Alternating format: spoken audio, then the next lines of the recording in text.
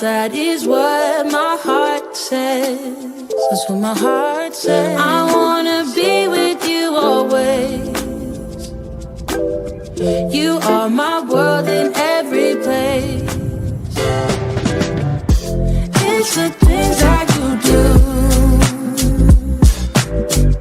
and it's the smile on your face. We have some stars in the building. I know I'm in a better place. I'm in a better place. Without your love, I am out of place. We'd like to welcome you to BeMoreNews.com, the news before the news, where we uncover the truth. Special thank you to our executive producer of Be More News in Niagara, Mr. Emmanuel Price. We're up here on, this is the New York side, and that's the Canadian side, and we will be there for the New Year's dropping of the ball or somewhere around here. Very beautiful Niagara Falls, some of the best water in the world.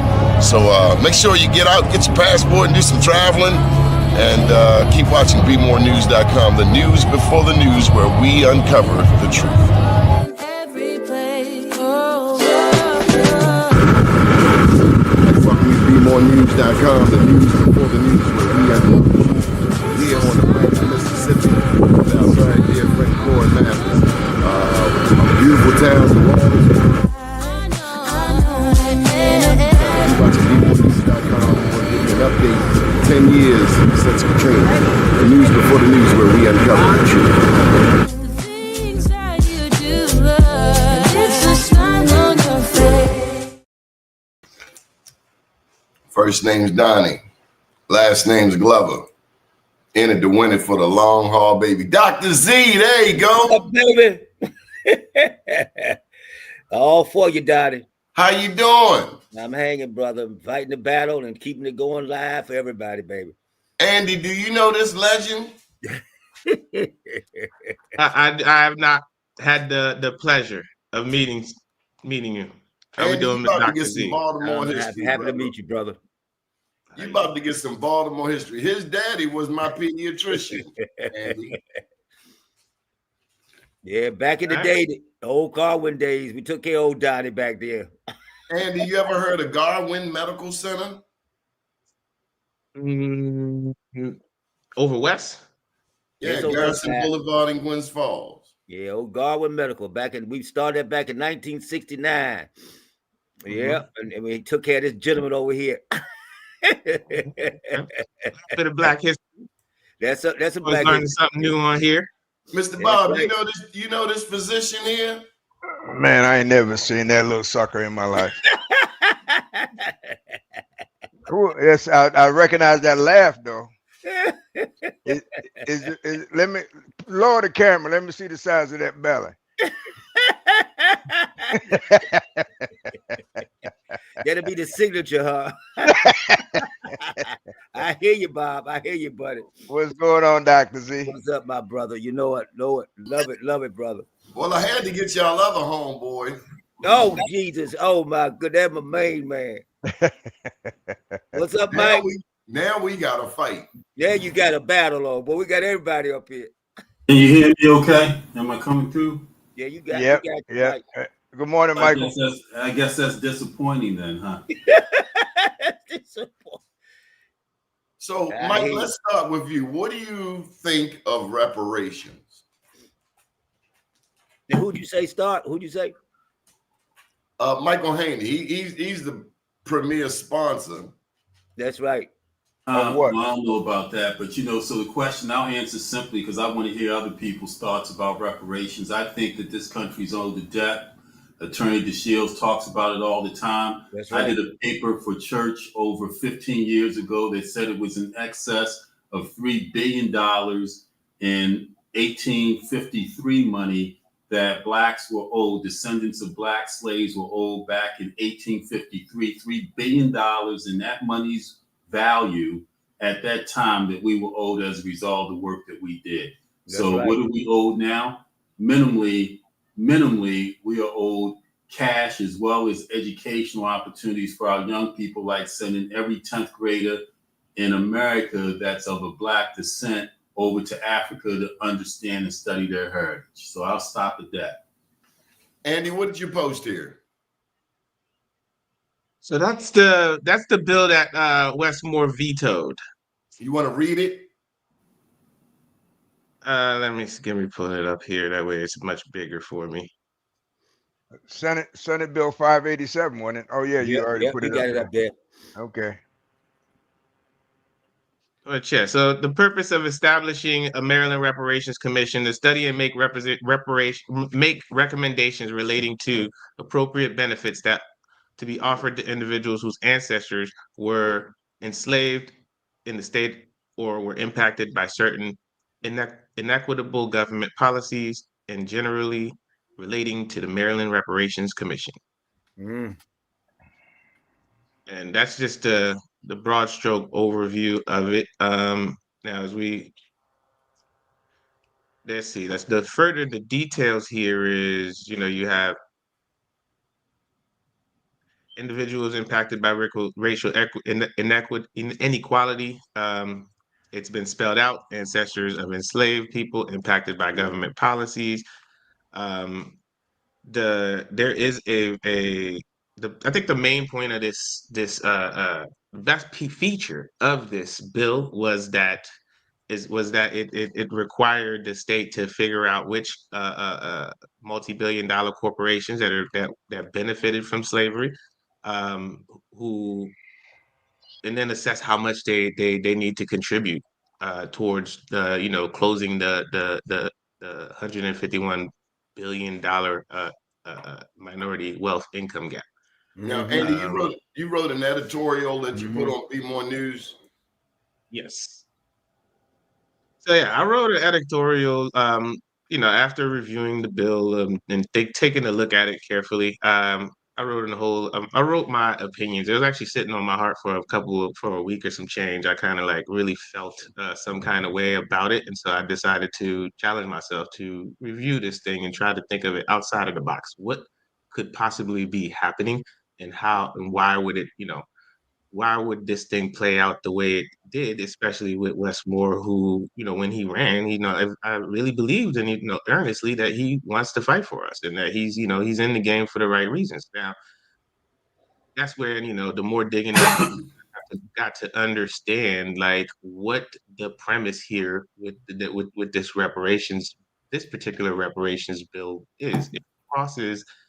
It asks very expensive questions. Like previous reparation bills pretty much are saying that, people's tax dollars and the state needs to fund this and put it and do all of that. And then you hear a lot of pushbacks, right? From Republicans, from the conservatives.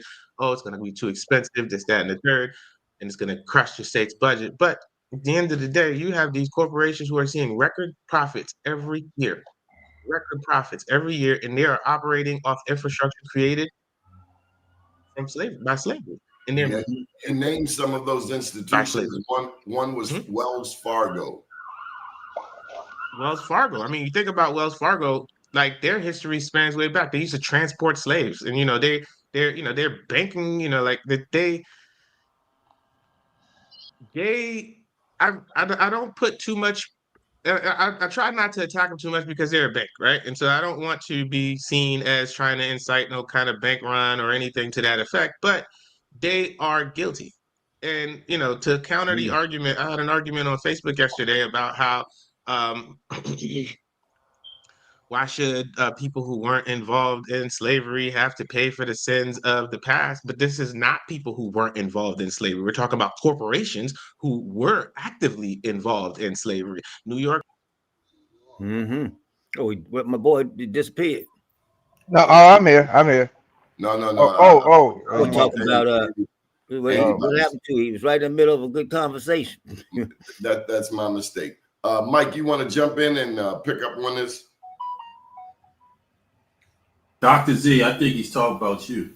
No, I was talking about you, Michael. I thought he talked about you, Mike. Yeah, well, so I want to defer because I know Bob. Bob has been an advocate of this. Right. But I want to say that I'm very disappointed in state government and not wanting to study reparations as well. So Westmore is looked at as the only governor of color in the United States. Very disappointedly, South Carolina wants to rescind its invitation form. But we got to remember the West came the root of the West Indies or Jamaica. So what's in his head relative to reparations and what's in our hearts relative to us being descendants directly of that, I think that that's the misnomer here. Where West is heady about reparations, we are compassionate and passionate about it because we saw our forefathers and mothers slave-induced to advance the whites in this country. West ain't got that same play with his heritage and his descendants because he comes from Jamaica. But to me, that's Well, that to me. Go ahead, Bob. You want to say something? this country, there's only one black governor presently, as I understand it, in this place called the United States of America. And the only black governor in this place called the United States of America becomes the first and only black governor to veto a bill to study or to calculate the amount of damages owed by this country, not by the big corporations, not by white people, but by the country. That means that everybody who has benefited from slavery, and slavery, let me clear, I'm not just talking about physical labor, and the bill wasn't limited, Andy, to calculate the harm or the value of the labor stolen from black people. The bill, and the commission would have undertaken the entire scope of the theft or the misappropriation of all black property, personal and real. That includes intellectual property. That includes all the inventive, for everything from GPS to the telephone to the stoplight to everything that was to even a bottle of Jack Daniels, the formula for it. That includes everything that was stolen, not just labor. And when I say the country owes it, it's not white people don't owe it. The country owes it. That means when it comes time to collect the money for it, it comes from everybody proportionately. That means LeBron got to kick in some money. That means Oprah got to kick in some money. That means Michael got to kick in some Michael Jordan, that is, got to kick in some money.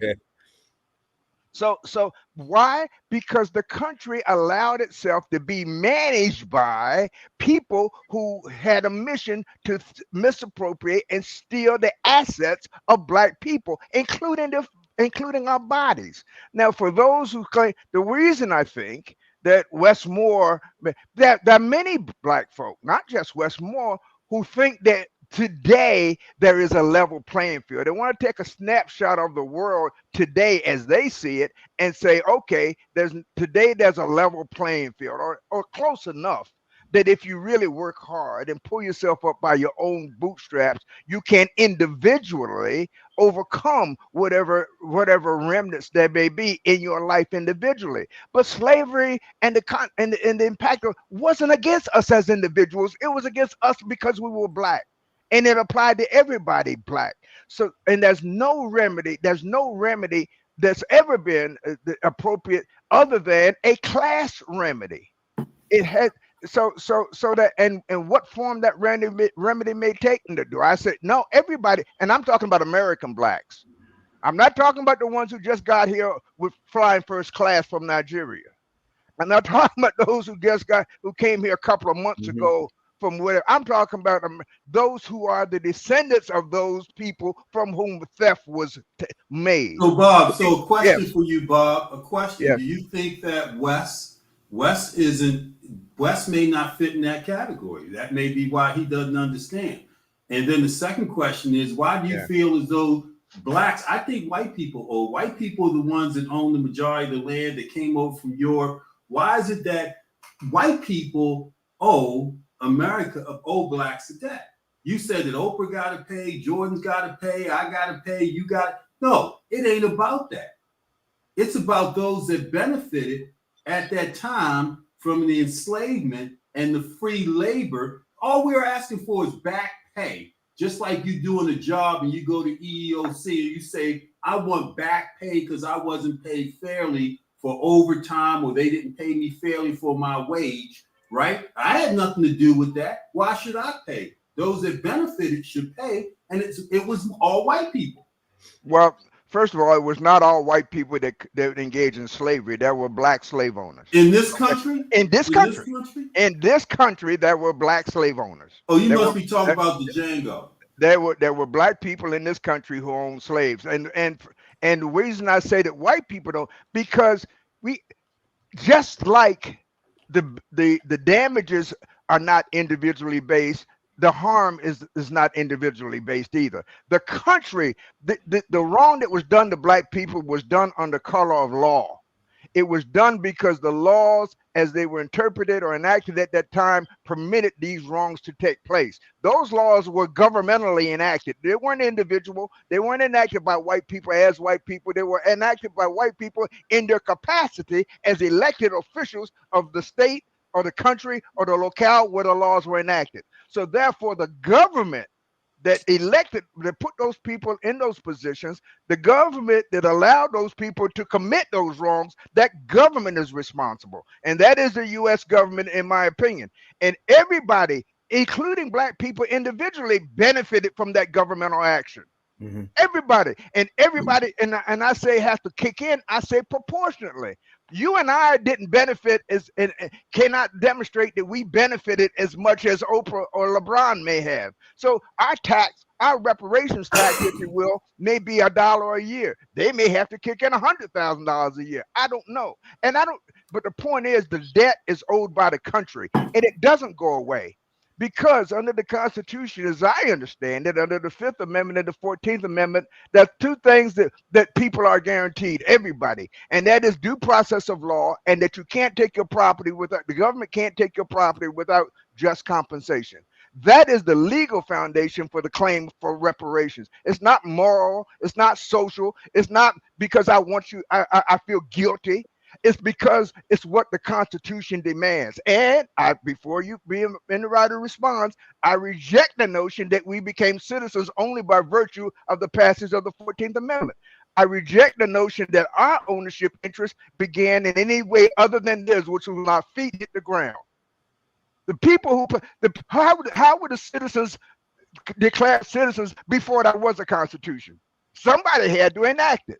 Were they not citizens? Were they not stakeholders? If they can become stakeholders before there was ever a Constitution, so can we. Passionate statement, Bob. Passionate statement. I hear you, brother.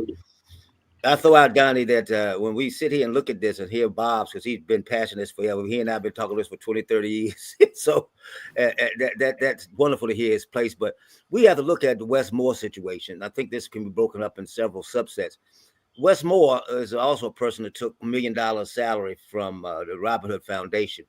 So not only does his genetics comes, as Mike so eloquently stated, also his position in America has made be a cause for him to do that. When you do $1 million a year and call yourself a person that wants to give back, you are a citizen of the United States who want to help your people. There's no way you can sit back and try to take an impoverished population and then take such a hefty salary. Ian is living in Guilford, and I'm not here to down place of state. It has to be looked at because we then created a situation, though my skin is black, but my soul is white. Is a situation that we've got to look at because you should be open to give for the people who help. Be honest with America wouldn't exist without black folk. I mean, if reparations been given to Jewish people, Japanese, across the board, you can go on and on. And so it's not that we don't have the identification to do so. We refuse to be sort of stamped with a tattoo that we're standing up for us. But us needs to be standing up, especially when you have a black governor. He leads the way. He then opens the dialogue that says, here, we just asking to look at something. We're not asking you to make the payment tomorrow. We're asking you to study the situation because we as a nation have not given us what we're due. The 40 acres and a mule, if we were given that, we would not be in the place right there that we are. We would have land ownership, which we know is the greatest part of it. That may be what we come up with our plan. But you have to go back. There's no reason not to look at things, and we can go back and dissect Wes Moore's position, whatever, and I've stated some of the things I have concerns about. But we have to, as a people, No, this ain't about black, white, and Bob's right. It's about how much you connected into that social financial circle that we benefit, even as black folks, because it comes around and you dibble off the top. And if we have a humanity in our hearts, and this is what the problem is, we don't have the humanity in our hearts. It ain't always about fiduciary responsibility. It's about humanity in your heart. That you know that this is the right thing to do. Now, you may find it too difficult to come and contemplate, but that's ridiculous. You can contemplate other social ills and social disorders. We can contemplate how much we do and who do we pick to do reparations, because it is definitely needed. And I think Bob, being to me one of the best historians of it all, continues to say it with that passion. And I think we here together have got to look at even the little things that I've done of putting myself out there. 40 years of giving people free health care. That's not from government. That's from an individual who then sees a wrong and rights it.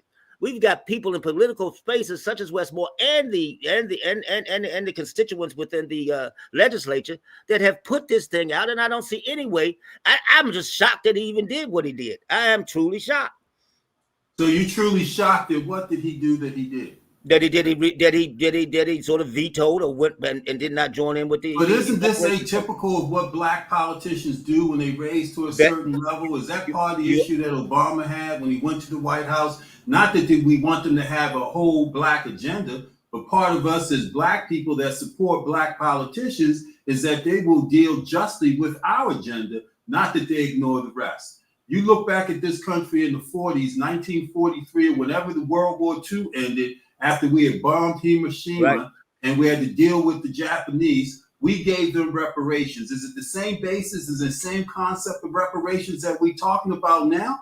And why do we, when we get to a position of being black? So maybe West has segregated himself into being a different sort of black, right?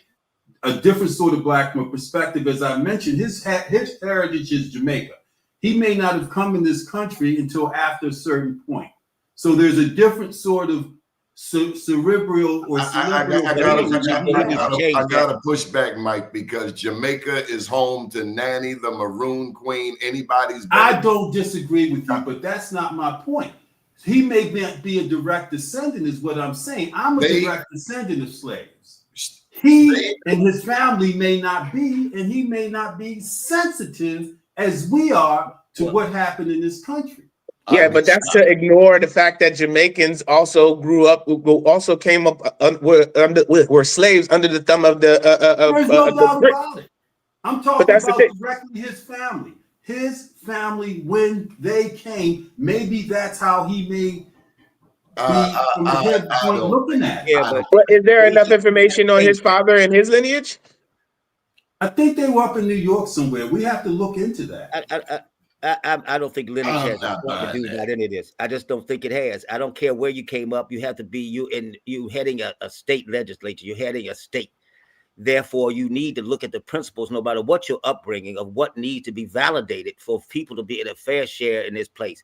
And we have not gotten that fair share. And all I'm saying is maybe he can't identify with it the way we passionately identify with it, because when he came to New York or wherever he landed, wherever his dad, wherever his family, maybe he's second generation America. Yeah, I'm not sure what he is. He need to wake up. Yeah, but I believe that maybe my sensitivity may be different than his sensitivity. No, man, this is about one thing: going to the Oval Office. Mm-hmm. Oh, you think he said he's not running? He said he's not running. Everybody knows he's running, man. But so here he is lying and tricking us because he said he's everybody knows. I certainly believe that. Well, it's not lying and tricking. Why would he lie and say that he would? So would he lie? Nobody. It's not really a lie, because honestly, he's going to run yet. Filing deadline ain't passed. Everybody, like you could change your mind, and between now and the filing deadline, he has the ability to change his mind and say, you know what, I am going to run. So to call him saying that he's not planning on running a lie is just it's but not. He's not. He said he's not. I'm taking him at face value. Yes, but let's put it to you like this: you might say you're not doing something today, and then 2 years down or a year down the line, you say, you know what, I think I will do it. Listen, man, I understand what you mean, but me as a black man, electing a black man in a position, how do I as a black play the political game that they playing when I'm going to take you on face value? So you say on the campaign trail, you're going to look after me and you're not going to leave me behind. then you get up there. Is that the same sort of lie you talking about? That's politics. Gentlemen, Yeah, it's gentlemen, politics. But the thing now is, it's politics. gentlemen, So no, maybe it's not even. politics, and I shouldn't even complain about what he's doing. gentlemen, because he's just playing politics. Gentlemen, that's right. I agree with Michael Haney. The issue is not about Wes's understanding or knowledge of his past. The issue is about how he sees his future. Yeah, that's true. That's the issue. We play golf. Z and I play golf with people as black as me who don't believe in reparations. we play golf whose ancestry is unquestioned if you go by the color of the skin. Can we talk about that for a second? Sure. About black people who are against reparations. The Japanese are never against reparations. Jews aren't. The Native Americans aren't. What is so peculiar about the African American that we actually would fathom, we would be able to concoct such a statement? Donnie, we were taught and trained all of our lives to seek one thing above all, even beyond a proper relationship with God, and that is acceptance by white people. Mm-hmm. That's what we were taught to seek. Oh, you mean master is we sick today? That's exactly right. So we were taught not to want anything that we were not told that we were supposed to have by white folk. Mm-hmm. We were taught that. And I've come to believe, although it cannot be scientifically demonstrated in any way that I'm aware of, I'm led to believe because of the pervasiveness of that feeling even today, that somehow or another that seeped into our DNA. So I'm willing to believe you ain't far from it. I'm willing to believe that somehow or another we passed that in genealogically on to our children and our grandchildren. We are not like the Japanese. We're not like any of the people, other people, even the white slave owners who were paid reparations when they had to release the slaves, $150 a head. That's what they got for every slave they had to set free. But we are the only ones that were taught to hate ourselves. We were the only ones that were taught to hate ourselves and to hate everything about ourselves, including our. I gotta push back on that. In Jamaica, as in Africa, it's popular to bleach one's skin. Yeah, and why? That is self-fate to the nth degree. Correct. We were taught. Why is that so? Us across the diaspora. Why? I think you agree with me. I said we were taught to hate ourselves, wanting to be. Hell, when I don't mind telling you this story, and I've told it before. When I was a kid, I used to go to bed and dream and pray at night that when I would wake up white. When I was a kid, I used to hate God for making me black. I rejected the notion that he loved me because I said if he loved me, he'd made me white. He didn't love me. You had to use a lot of bleaching cream. I think my perspective on the whole situation is very different because, well, I'm of Haitian descent and I grew up in Haiti. The one book that every Haitian kid learns is the history of Haiti, and that's one thing that's beat into your head is pride in your country, pride in your skin color, and to completely distrust white people, everything they do. And so, I wrote this article as somebody who's not eligible for American reparations because I know that in order for the rest of the world countries to pay reparations to the countries that they've done harm to, America's got to pay. Andy, for America's those got to who pay. do not know, please tell us why Haiti is so important to the Black diaspora, particularly here in the Western Hemisphere. Well, they were one of the first. They were the first country to be free. The only, right? The only. That's right. Tell them, Andy. I mean, we cut their heads off and burned their houses down, and there was nothing for them to come back to. And they charge you for it for 200 years. You just finished paying for it about 10 years ago. We did, and you know what? That's why I feel like France needs to pay what they weigh. France needs to pay what they weigh. No. Black people want to go to Paris. Oh, I want to go to Paris. Let's go to the Eiffel Tower. But let me, if I may, say the real reason why, the real underlying reason that why reparation is so opposed by white folk, because even good white folk were acknowledged that black folks were owed something. The problem is the debt can't be repaid within the confines and the context of capitalism as it is practiced today. That capitalism will not allow, doesn't have room in its budget to pay reparations. They pay the That's the Japanese, problem. the Jews, and the Native Americans. Well, but the thing is, what you got to remember is that you got a lot of folks. Hold up, Andy. Let me be clear. Capitalism can't afford to pay reparations because reparations is based upon ultimately the theft of primarily labor. Capitalism cannot exist without the theft of labor. Capitalism cannot afford to pay reparations without undermining its very foundation. That's the real reason. That's the what do you call it? The gorilla in the room, the monkey on the wall, whatever you want to call it. 800-pound gorilla. The 800-pound gorilla. That's the unspoken truth. Mm-hmm. And I definitely agree with you there. Like the corp, and that's all ties back to the companies who actively participated and benefited. See, one of the prevailing arguments is, oh, why should people who didn't have any part of slavery pay for the sins of their grandfathers, fathers? Okay, I hear you. But to the Jews, the Japanese, or the Native Americans, why are you saying it to us?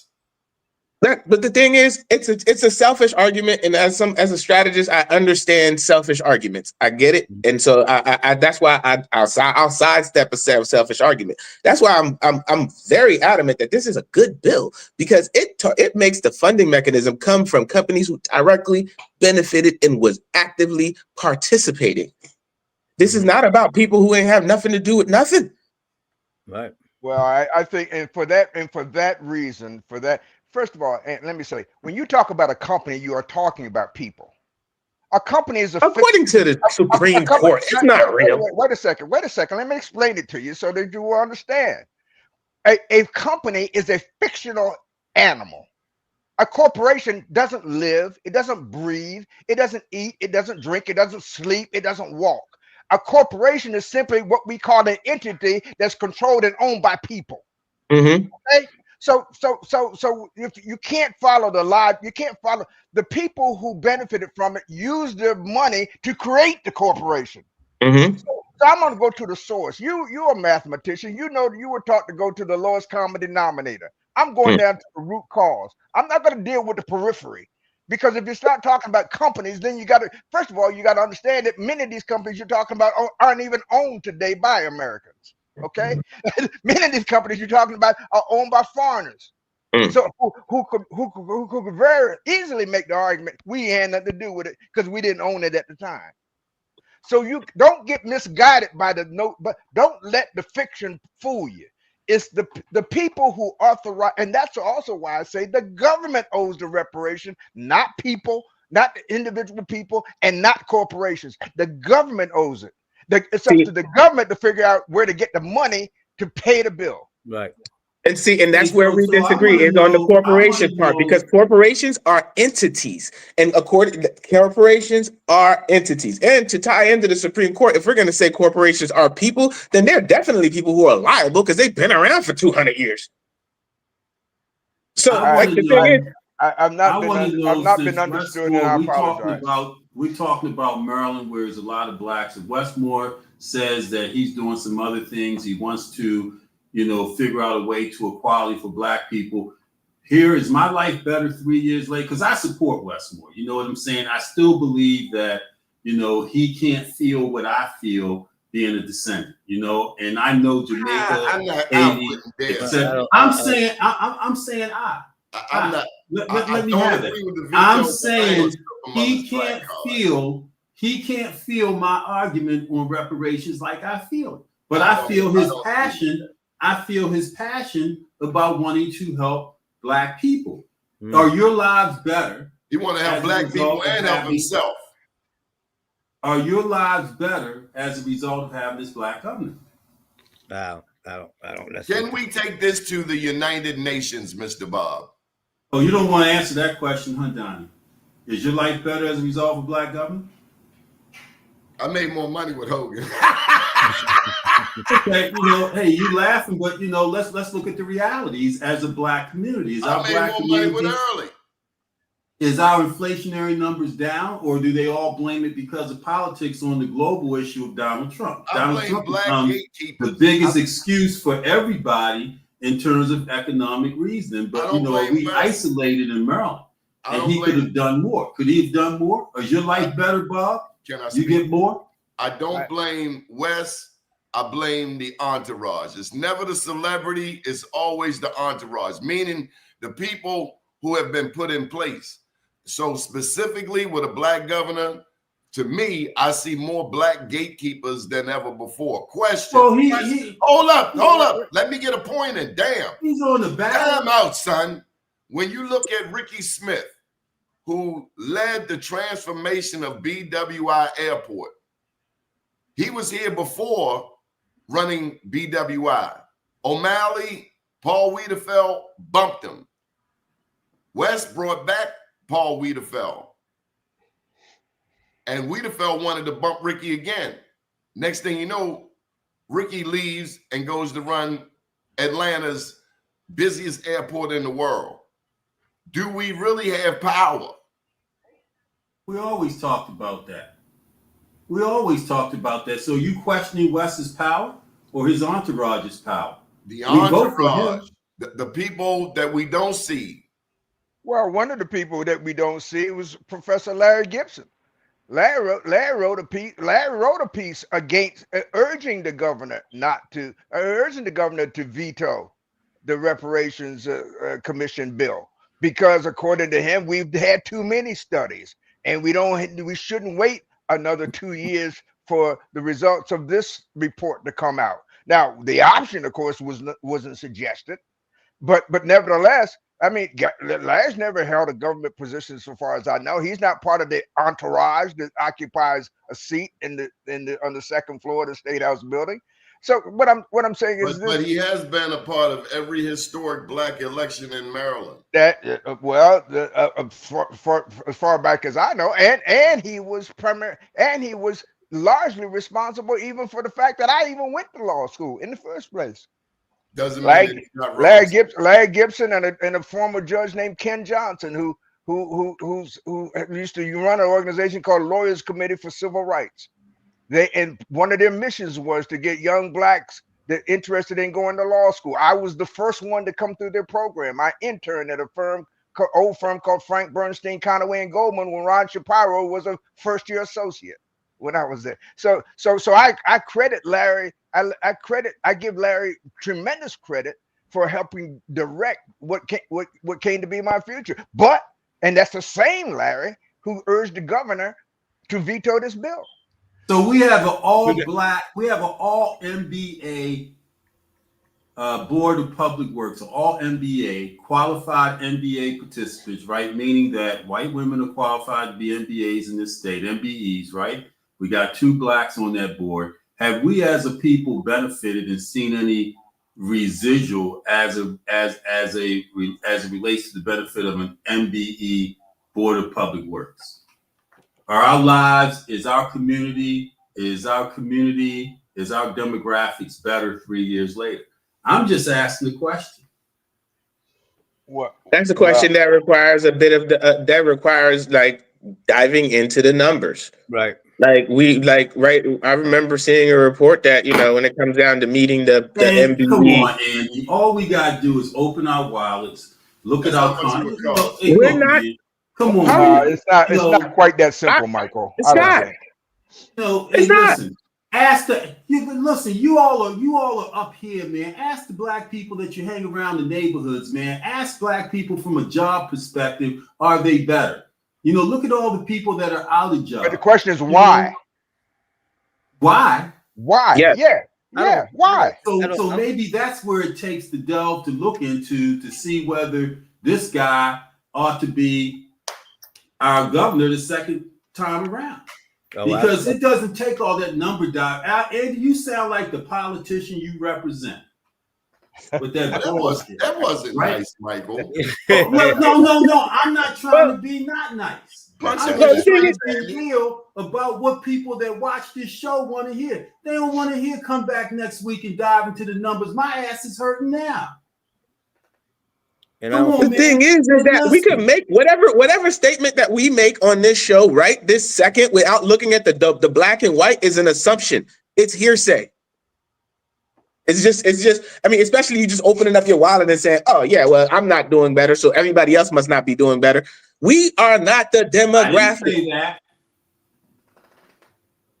I'm doing I said fine. I'm a hustler. I'm gonna eat regardless. I just opened up my wallet and I asked me to do the comparison of now versus 2 years ago when Hogan was in office. Donnie already admitted he was doing better when Hogan was in office. Didn't you say that, Donnie? Yes.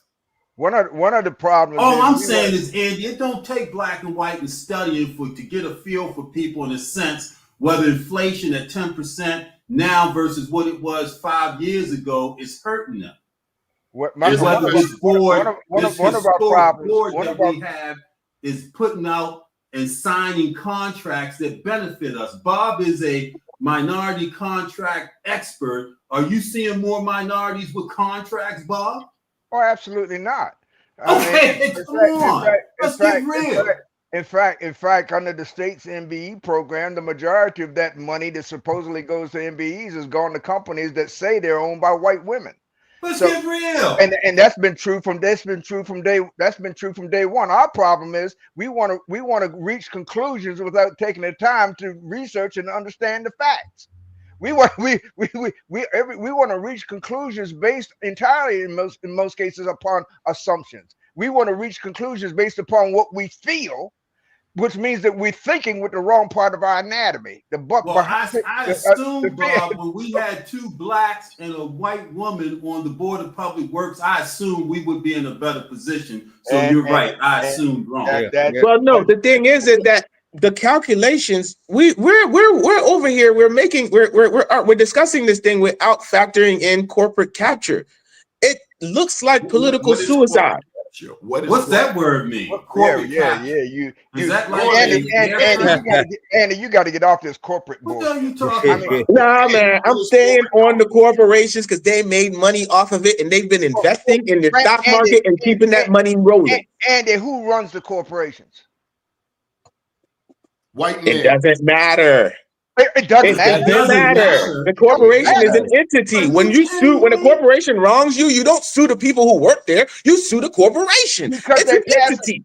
Because those people pass laws insulating them and protecting them against personal liability. And if I'm in a position to write the law, do you think I'm going to write it so you can sue me? Give me a break. I'm not that stupid. Well, that's the thing.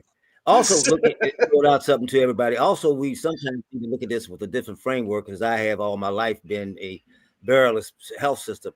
If you ask and get reparations and stop looking at it as an economic or fiduciary or corporatized situation and look at it as a major health problem, we because of our fiduciary sort of negativity, continue to be escalated by health problems throughout. This is not just a fiduciary. Reparations and getting blacks to an even playing field changes their whole outlook and life expectancies over and over again. And sometimes we get so lost in these conversations of black, white, or who does it, who's gotten in office, does he run for politics or not?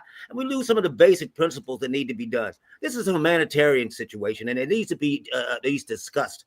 That sometimes when we bring things up, don't always put it into that side. Look at a window where we can put it on this side and say, this is a public health concern. And we do it because that brings more immediacy of people going to discuss it, because it brings it into a health situation and not just a fiduciary situation.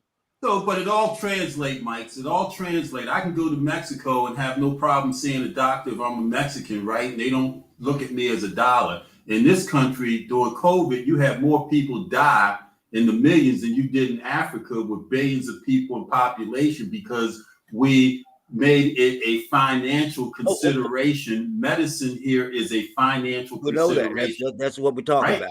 And and it will always be, because the lobbyists with healthcare and insurances and hospitals, etc. I mean, you became victim of that too, right? Yeah. Yeah, we can be a victim of that. We can also change that. Those things can be also changed. Tell me how. Tell me how we Well, when you change get in there and put the thing healthcare as from being. as a health concern, you bring up the conversation that it too needs to be funded to change it, and it comes from a different viewpoint. So no, we can change corporatization. I have no doubt about that. It's about I getting hear the you. right voices in the right places. That's what we talk about here. Do we sign the Reparations Act or not?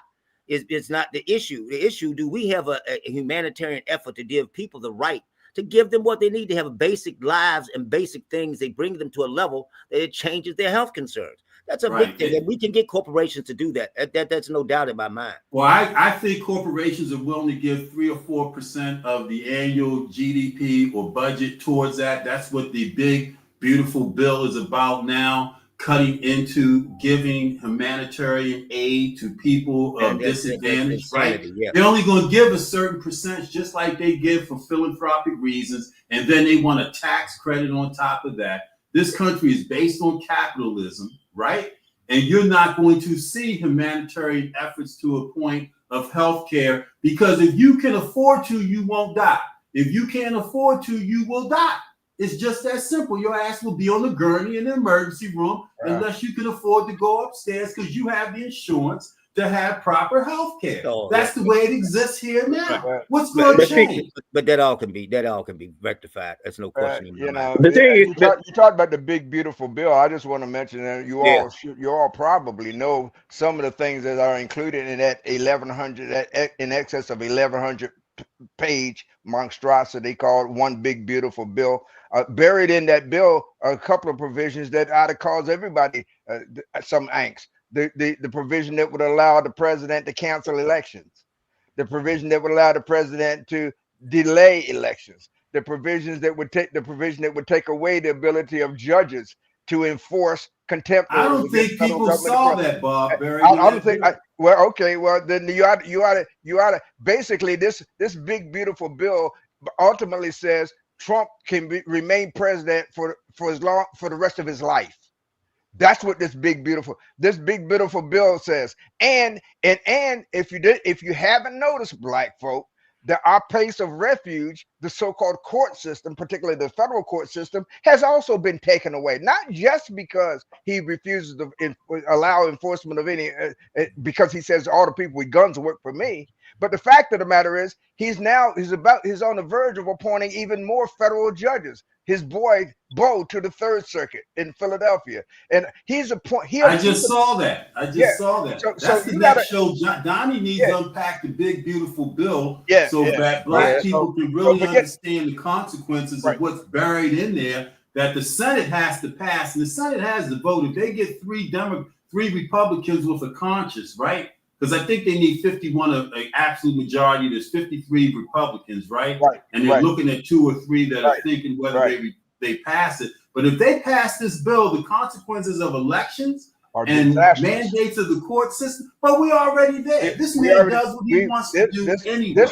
The passage of this bill will seal the deal. You can't even imagine. We'll no longer have any semblance of what we were taught to be a so-called democratic republic. It's authoritarian. It will become exactly what he wants it to be, an absolute authoritarian government under his dominion.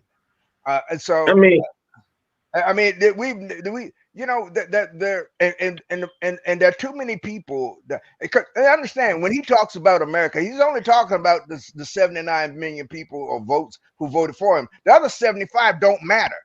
Okay, the 75 million who voted against him don't matter, and that's also a function and a consequence of the political system in this country. So I don't know. I don't want to go too far afield. We started off talking about reparations.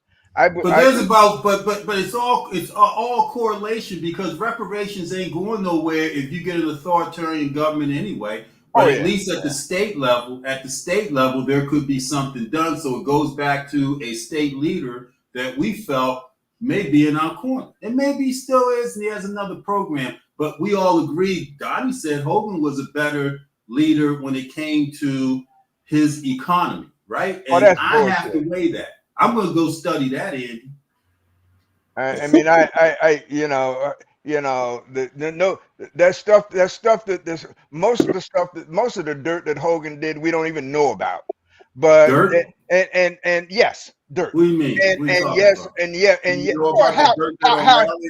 Do we know about the dirt that O'Malley did? comparative dirt doesn't fly with me because my grandmother told me two wrongs still don't make a right. I don't O'Malley care what locked What do up. I you don't mean care. dirt? O'Malley locked up black people like he was going out of style. and he called himself Didn't for do it. governor. O'Malley didn't do it because he was a Democrat. He did it because he wanted to be reelected. The Hey, same well, reason at all the least rest of Hogan them had did. Mike Zollicoffer as a spokesperson. You know what I'm saying? He gave Donnie money. That's You know, right. we all made a bit of money during COVID. So he took We a all plane have. load of stuff for his wife's people Are over you to better off overseas. now, Michael I mean, you Haney? know, they all do it. Are you better off now, Michael Haney, 2 years later under Governor Westmore? It's a struggle, man. It's a struggle. I'm not pinpointed to him, but it's a struggle, man. I've had a bit of the knees cut from underneath of me, but it's a struggle.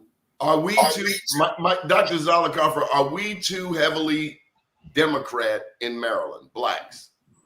I don't know if we're too heavily Democratic. I think if we too heavily into Democratic philosophy. I think we need to learn how to change our conversations to. I'm still going to push my humanitarian thought process because that's the key to this thing. You'll never fix this thing with political situations and maneuvering. I think we as a society have to look at where is your heart?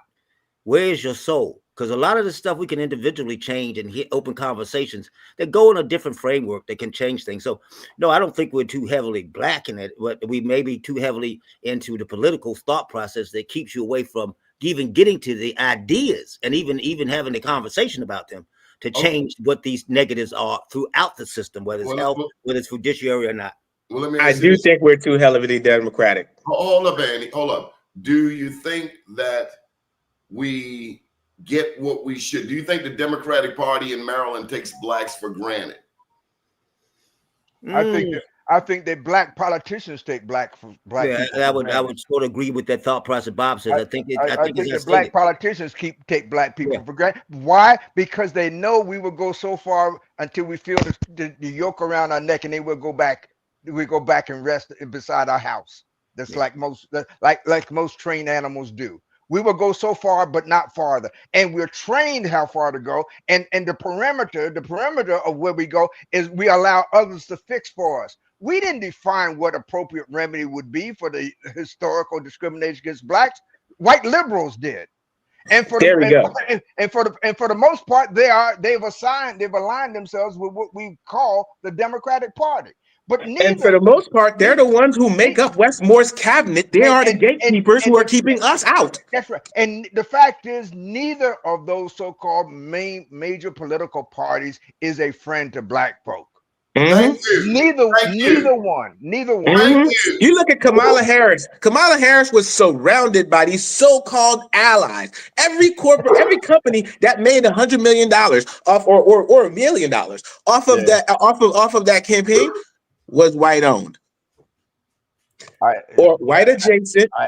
Now you think about it, right? How many missteps did that campaign make to having Obama come berate black guys? That was never something a black strategist told the campaign needed to happen. That was obviously something that was coming from white people. Yeah. Oh yeah. I agree. I look.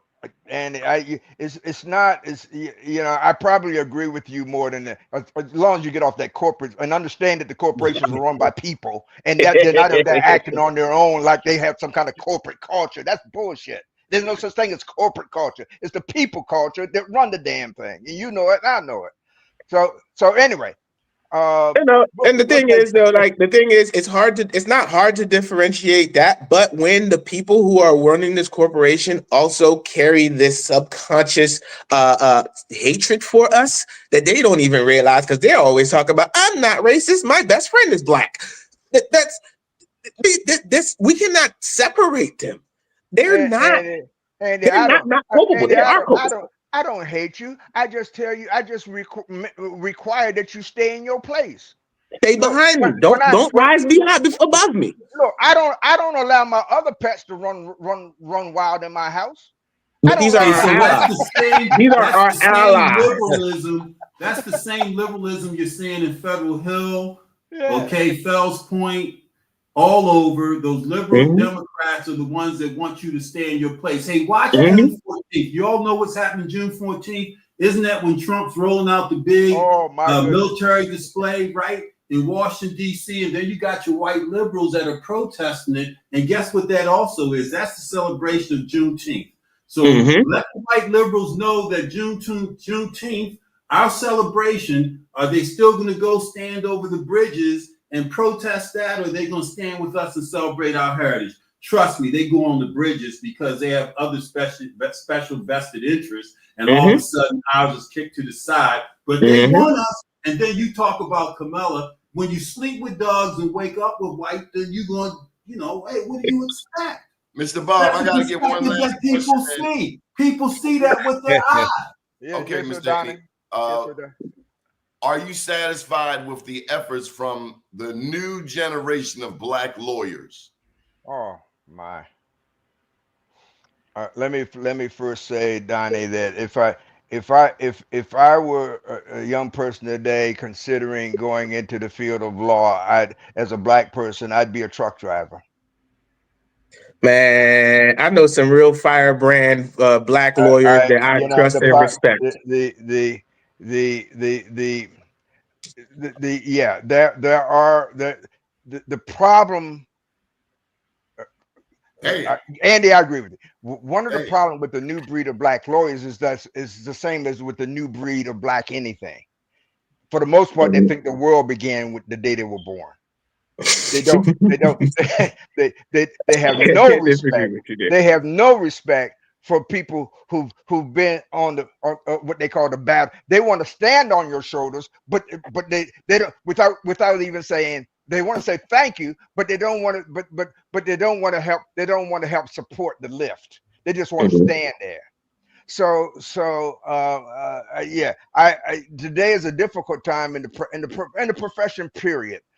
But our problem is leadership in every field, not just legal field. And our problem is leadership in politics and everything. We don't raise, Donnie. We don't train our people, our children, to be what we claim we want them to be as adults. We don't train them. You don't get this stuff by osmosis. It's not intuitive. The need to sacrifice as a leader is not something you're born with. You have to be trained. You have to be trained to say the benefit of my people comes ahead of my personal political aspirations. The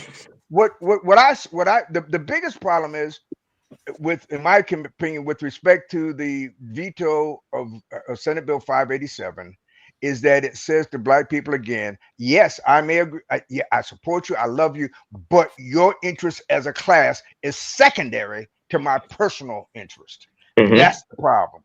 And I mean, the thing is that we don't really we don't train our people. I'll give you that one. But we also have to deal with a very tightly weaved society where, regardless of what industry we're in, generally there's white gatekeepers preventing us from getting through the doors of opportunity. And then the few that do make it through the doors of opportunity are brought through with the express consent, with the express instruction not to bring nobody else that look like them with them. Because they are the good ones. I got to say one thing before because this is burnout. This whole feud between Trump and Harvard is a ruse. It's a setup. Once he demonstrates that he's willing to attack the oldest and most elite of the white institutions, the next move is going to be shut down the black ones. That's what I'm telling you. It's a ruse. It's a ruse. Watch them. Because see, Harvard's going to make it regardless. They got too much money. The move is, but by demonstrating his willingness to go against a white school, you can't accuse him of racism when he turns his own toward age, and we know that he's coming after black folk. Oh yeah, definitely. So go Harvard, and they offer some free classes. Sign up. Yeah, do it. Thank you for joining us today. We'll be back tomorrow with the big beautiful bill. The big beautiful bill. All right, big beautiful bill. Good morning, world. All right, baby. Thank you.